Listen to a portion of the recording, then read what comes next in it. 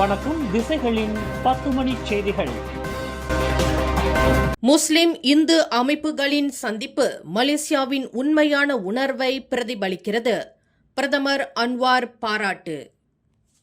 நாட்டில் இனவாத பிரச்சினைகளை தீர்க்க முஸ்லிம் மற்றும் இந்து சமுதாய அமைப்புகள் ஒன்றிணைந்து முன்னெடுத்துள்ள அமைதி முயற்சியை பிரதமர் டத்தோஸ்ரீ அன்வார் இப்ராஹிம் வெகுவாக பாராட்டியுள்ளார். இந்த முயற்சியானது நாட்டில் ஒற்றுமையை வலுப்படுத்தும் சமூக முதிர்ச்சியின் சான்றாக அமைந்துள்ளதாக அவர் தெரிவித்துள்ளார். வெவ்வேறு சமயத்தினர் நேரடியாக கலந்துரையாடி புரிதலை வளர்த்துக் கொள்வது சமுதாய அமைதிக்கும் நீண்டகால ஒற்றுமைக்கும் முக்கியமான படியாகும் என்றும் அன்வார் வலியுறுத்தியுள்ளார். அதேவேளையில் பிரிவினையை தூண்டும் செயல்களை மறுத்து பரஸ்பர மரியாதையை ஊக்குவிக்கும் இந்த முயற்சியானது மலேசியாவின் உண்மையான அடையாளத்தை வெளிப்படுத்துவதாகவும் அன்வார் குறிப்பிட்டுள்ளார். இதுதான் மலேசியாவின் உண்மையான உணர்வு என்றும் கருணை, ஒற்றுமை மற்றும் பரஸ்பர மரியாதை ஆகியவற்றை அஸ்திவாரமாக கொண்ட நாடாக மலேசியா உள்ளது என்றும் அன்வார் தெரிவித்துள்ளார். நேற்று புத்ராஜயா பன்னாட்டு மாநாட்டு மைய வளாகத்தில் மடானி ஒற்றுமை திட்டத்தின் கீழ் கலந்துரையாடல் அமர்வு ஒன்று நடைபெற்றது.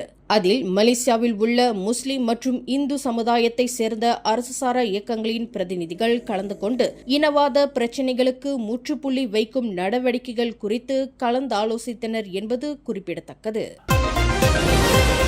மலேசியாவில் உள்ள முஸ்லிம்கள் வரும் சனிக்கிழமையன்று ஹரிராயா பண்டிகையை கொண்டாடுவார்கள் என்று அரச முத்திரை காப்பாளர் தான் ஸ்ரீ ஷேட் டானியால் ஷேட் அமட் அறிவித்துள்ளார். இன்று மாலை நாடு முழுவதும் உள்ள 29 இடங்களில் பிறை பார்க்கும் பணிகள் மேற்கொள்ளப்பட்ட நிலையில் ஷாவால் மாத பிறை தென்படாததை தொடர்ந்து இந்த அறிவிப்பு வெளியிடப்பட்டுள்ளது. இதனையடுத்து ஆட்சியாளர்களின் ஒப்புதலோடு மலேசிய மாநிலங்களுக்கான ஹரிராயா பண்டிகை நாள் வரும் மார்ச் 21ஆம் தேதி சனிக்கிழமை நிர்ணயிக்கப்பட்டுள்ளதாக இன்று வியாழக்கிழமை தொலைக்காட்சி நேரலையில் ஷேட் டானியால் அறிவித்துள்ளார்.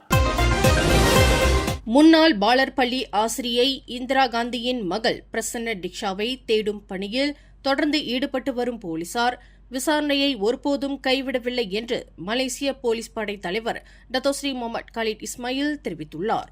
இந்த வழக்கில் போலீசுக்கு எதிராக இந்திரா காந்தி தாக்கல் செய்துள்ள நீதிமன்ற அவமதிப்பு நடவடிக்கை குறித்து எழுப்பப்பட்ட கேள்விக்கு பதிலளித்த காலிட் இஸ்மாயில் அதனை செய்ய அவருக்கு சட்ட உரிமை இருப்பதாக கூறியுள்ளார். நீண்ட காலமாக நிலுவையிலுள்ள இவ்வழக்கு குறித்து இந்திரா காந்தியையும் அவருடைய வழக்கறிஞர்களையும் சந்தித்து பேச்சுவார்த்தை நடத்தியுள்ளதாகவும் அவர் குறிப்பிட்டுள்ளார். இந்நிலையில் அவர்கள் வழங்கும் புதிய தகவல்களின் அடிப்படையில் தொடர்ந்து விசாரணை மேற்கொள்ளப்படும் என்றும் கலீட் இஸ்மாயில் உறுதியளித்துள்ளார்.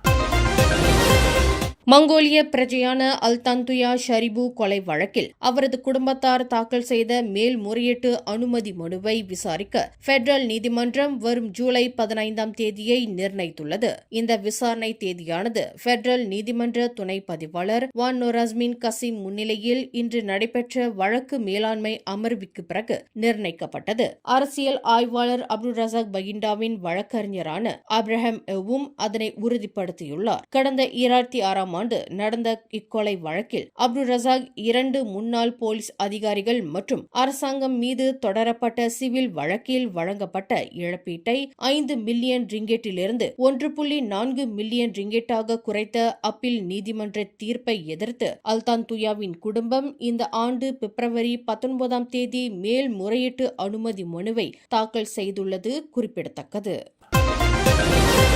பெரு நிறுவனங்களை கட்டாயமாக கைப்பற்ற முயன்றது, அதில் மலேசிய ஊழல் தடுப்பு ஆணையமான SPRM அதிகாரிகளை தொடர்பு படுத்தியது உள்ளிட்ட குற்றச்சாட்டுகளை எதிர்நோக்கும் தொழிலதிபர் விக்டர் சின் தற்போது வெளிநாட்டில் இருப்பதாக போலீஸ் தெரிவித்துள்ளது. விக்டர் சின்னை கண்டுபிடிக்க வெளிநாட்டு அதிகாரிகளுடன் இணைந்து தேடுதல் நடவடிக்கைகள் தீவிரப்படுத்தப்பட்டுள்ளதாக மலேசிய போலீஸ் படை தலைவர் டத்தோஸ்ரீ முகமது காலிட் இஸ்மாயில் தெரிவித்துள்ளார். பண மோசடி தடுப்பு, பயங்கரவாத நிதியளிப்பு தடுப்பு மற்றும் சட்டவிரோத செயல்பாடுகளின் வருவாய் சட்டமான அம்லாவின் கீழ் நடவடிக்கை எடுக்க வேண்டிய பல அம்சங்கள் கண்டறியப்பட்டுள்ள நிலையில் அவர் தற்போது வெளிநாட்டில் இருப்பது அனைவருக்கும் தெரியும் என்றும் கலிட் குறிப்பிட்டுள்ளார். இந்த வழக்கில் மேலதிக விசாரணைகள் தொடர்ந்து நடைபெற்று வருகின்றன. புனித குரானை மிதித்து அதன் காணொலியை சமூக ஊடகங்களில் பதிவேற்றிய குற்றத்திற்காக 41 வயதான ஆடவருக்கு அலூர்காஜா மஜிஸ்ட்ரேட் நீதிமன்றம் 9 மாதங்கள் சிறை தண்டனை விதித்துள்ளது. அமீர் அப்துல் மாலிக் என்ற ஆடவர் தமது குற்றத்தை ஒப்புக்கொண்டதைத் தொடர்ந்து நீதிபதி தியோ ஷூயி இத்தண்டனையை வழங்கியுள்ளார். குற்றப்பத்திரிகையின்படி கடந்த பிப்ரவரி 28ஆம் தேதி மஸ்ஜித் தானா பகுதியில் உள்ள கம்போங் டுரியான் டவுனில் இஸ்லாமை அவமதிக்கும் நோக்கில் குரானை மிதித்து அதனை காணொலியாக பதிவு செய்து சமூக ஊடகங்களில் பதிவேற்றியதாக அமீர் மீது குற்றம் சாட்டப்பட்டது. இந்த வழக்கு மத உணர்வுகளை புண்படுத்தும் செயல்களுக்கு எதிரான கடுமையான சட்ட நடவடிக்கையை வெளிப்படுத்துவதாக கருதப்படுகிறது. இக்குற்றமானது முஸ்லிம்களின் உணர்வுகளை பாதிப்பதோடு சமூக நல்லிணக்கத்தை சீர்குலைக்கக்கூடிய வகையில் இருப்பதால் இது ஒரு தீவிரமான குற்றம் என்று நீதிபதி தியோ தமது தீர்ப்பில் குறிப்பிட்டுள்ளார். ஜோஹர் மாநிலத்தின் சில பெட்ரோல் நிலையங்களில் டீசல் விநியோகத்தில் தற்காலிக தடங்கல் ஏற்பட்டுள்ளதை உள்நாட்டு வாணிபம் மற்றும் வாழ்க்கை செலவின அமைச்சு உறுதிப்படுத்தியுள்ளது. பாதிக்கப்பட்ட பெட்ரோல் நிலையங்களை தொடர்பு கொண்டு விசாரித்தபோது டீசலானது தொடர்ந்து விநியோகிக்கப்பட்டு வருவதாக தெரிவித்ததாக ஜோஹர் மாநில இயக்குநர் லிலிஸ் சஸ்லிண்டா போர்னோமோ குறிப்பிட்டுள்ளார். டீசல் விநியோகத்தில் ஏற்பட்டுள்ள இந்த தற்காலிக தடங்கள் விரைவில் கட்டம் கட்டமாக சரி செய்யப்படும் என்றும் இன்று வெளியிட்ட அறிக்கையில் லிலிஸ் சஸ்லிண்டா தெரிவித்துள்ளார். மேலும் பொதுமக்கள் பதற்றத்தில் அதிகமாக வாங்க வேண்டாம் என்றும் விநியோகம் விரைவில் சீராகும் என்றும் அவர் அறிவுறுத்தியுள்ளார்.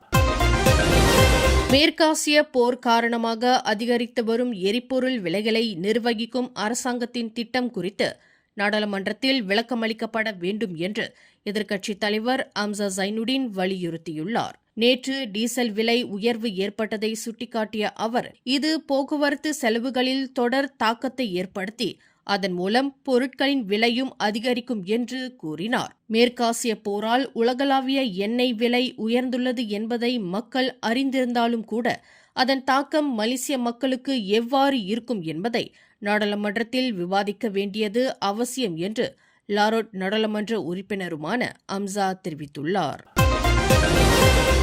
கடந்த ஆண்டு தனது மனைவி ஜுமானி துவான்கு பூஜாங் காலமானதை அடுத்து அவருக்கு மரியாதை செலுத்தும் விதமாக இவ்வாண்டு ஹரிராயா திறந்த இல்ல நிகழ்ச்சியை நடத்தப் போவதில்லை என சரவாம் மாநில முதல்வர் அபாங் ஜொஹாரி ஒப்பெங் தெரிவித்துள்ளார். என்றாலும் தனது குடும்பத்தினர் சார்பில் ஹரிராயா வாழ்த்துக்களை தெரிவித்துக் கொள்வதாக இன்று வெளியிட்ட தமது ஹரிராயா வாழ்த்துரையில் அவர் குறிப்பிட்டுள்ளார். மேலும் இந்த ஷாவால் மாதத்தில் அனைவரின் வாழ்விலும் மகிழ்ச்சி, ஒற்றுமை மற்றும் ஆசீர்வாதங்களை பெருகட்டும் என்றும் அபாங் ஜொஹாரி தெரிவித்துள்ளார். கடந்த ஆண்டு ஜூன் 23ஆம் தேதி ஜுமானி துவான்கு பூஜாங் தனது 76வது வயதில் காலமானார். அவர் சரவா மாநிலத்தின் 2வது ஆளுநர் துவான்கு பூஜாங் துவான்கு ஒத்மானின் மகளாவார்.